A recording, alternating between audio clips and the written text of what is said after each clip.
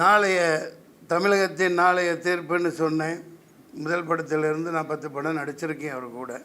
அவரோட வளர்ச்சி பிடிக்காமல் அவரை எதுக்கணுன்னா, நீ கொள்கை ரீதியாக எதிர் கூட்டம் போட்டு அவருக்கு பதில் சொல்லு, பேச தெரியலன்னு சொல்கிறியா சொல்லு, உன்னை மாதிரி கொட்டை போட்டு தின்னு பழம் தின்னு கொட்டை போட்ட தொடர்ந்து இந்த நாட்டை நாசமாக்கிக்கிட்டு இருக்கிற உங்களை எதிர்த்து ஒரு ஆள் வர்றான் பேசுகிறான் அப்படின்னா உங்களுக்கு பிடிக்கலன்னா கொள்கை ரீதியாக எதிருங்க. 4 கூட்டங்கள் மேல் நடந்திருக்கு, நானும் பார்த்துக்கிட்டு தான் இருக்கோம். 4 லட்சம் 5 லட்சம் இப்படி மக்கள் கூடுறாங்க.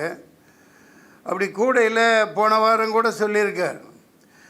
அதில் தான் பார்க்குறேன் காணொலியில், நாங்கள் என்ன கேட்குறோம், உங்கள்கிட்ட ஒரு பெரிய இடமா கொடுங்க, மக்கள் நின்று சந்தோஷமாக பார்த்துட்டு கேட்டுட்டு போகட்டும், வேறு ஒன்றும் கேட்கலையா உங்கள்கிட்ட, அது காரணத்தோடு நீங்கள் செய்ய மாட்டேங்கிறீங்கன்னு இந்த நிகழ்ச்சி முன்கூட்டியே சொல்லியிருக்குது அந்த தம்பி.